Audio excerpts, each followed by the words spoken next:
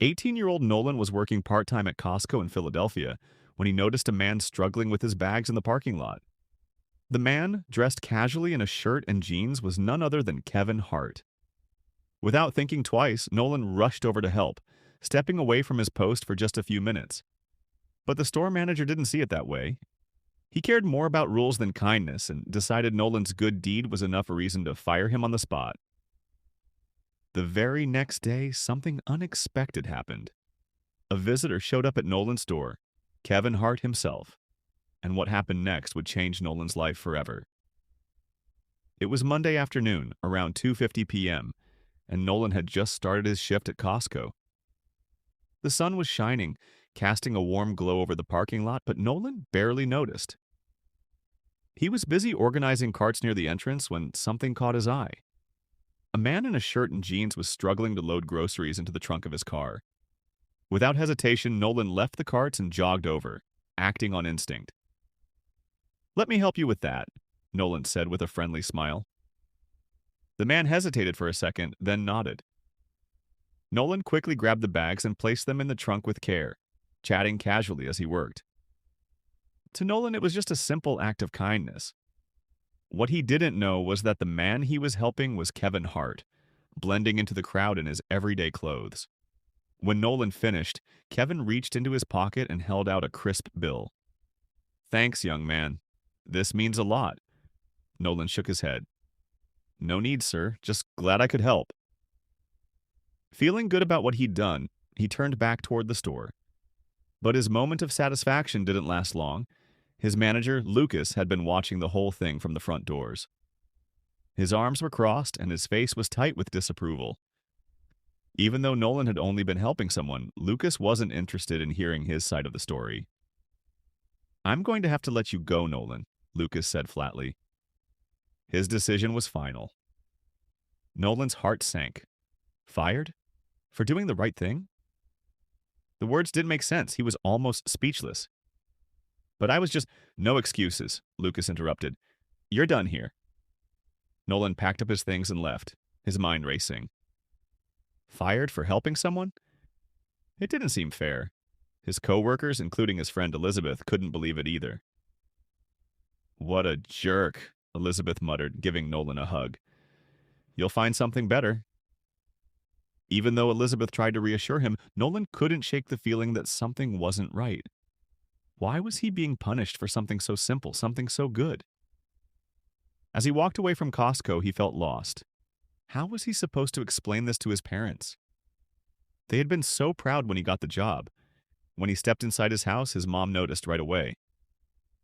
"You're home early," she said, surprised. Then she saw his face and her smile faded. "What's wrong?" Nolan sighed and hugged her. "I got fired," he muttered, avoiding her eyes.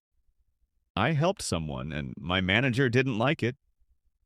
His mom's face hardened. "What do you mean?" "Helped someone?" Nolan took a deep breath and explained everything. How he had seen the man struggling, how he just wanted to help, and how it had cost him his job.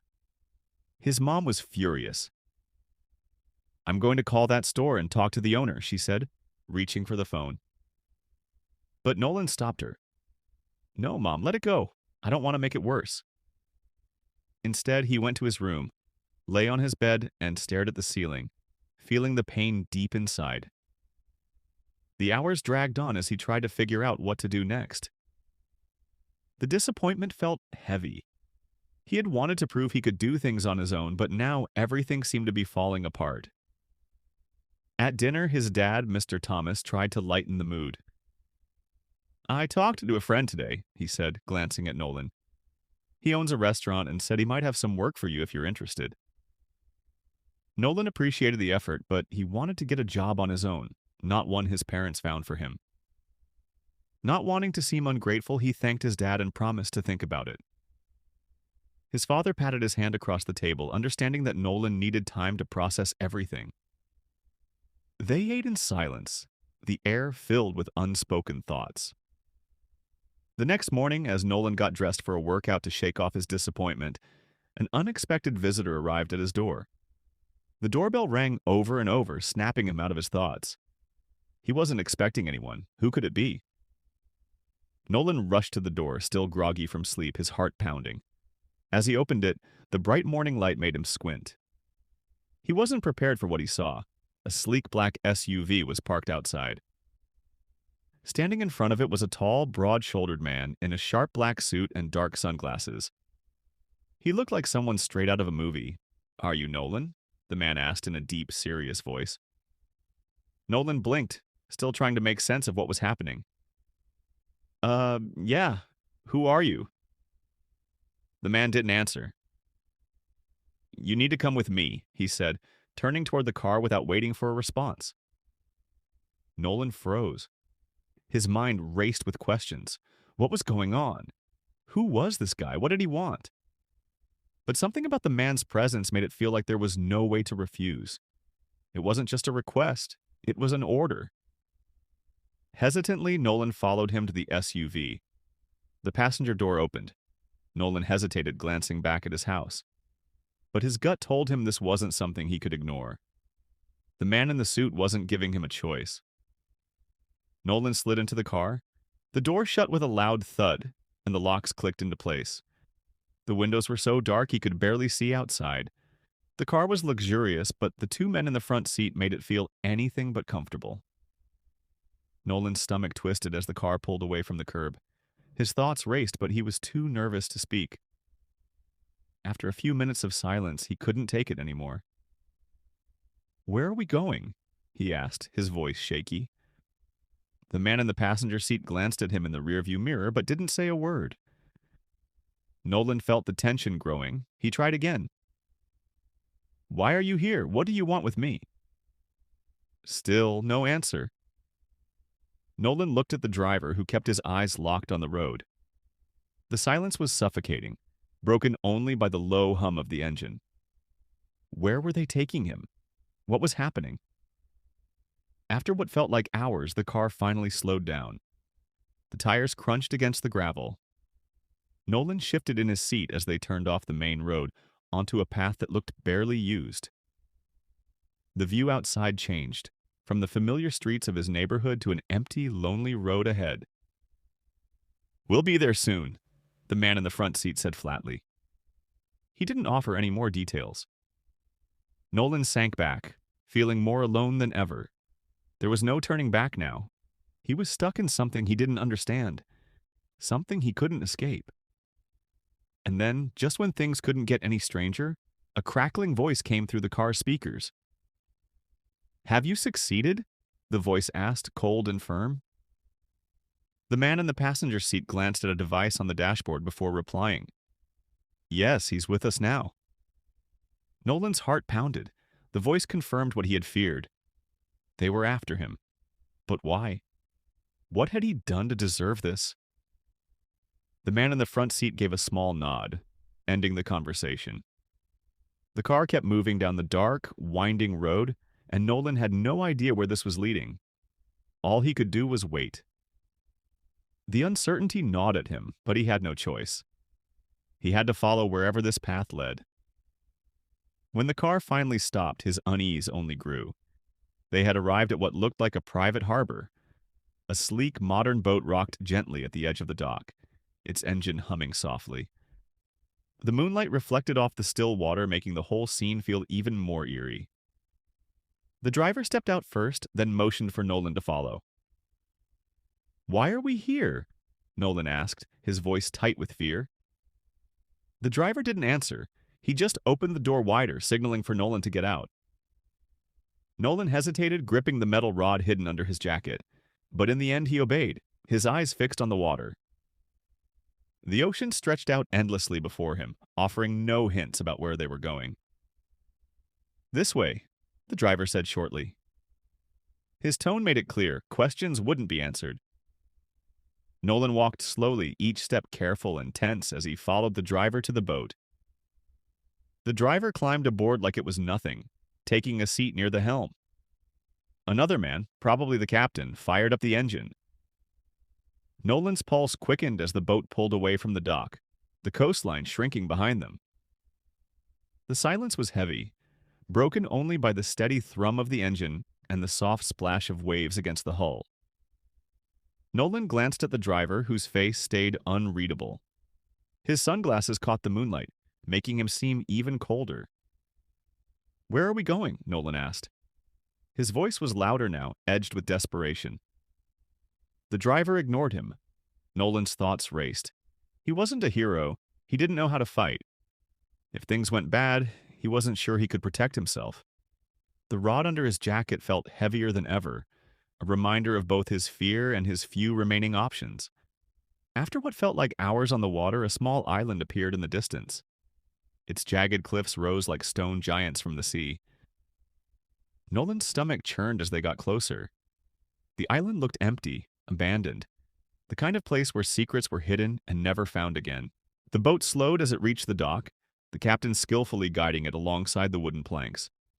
Nolan spotted a single house and a large shed hidden among the thick trees.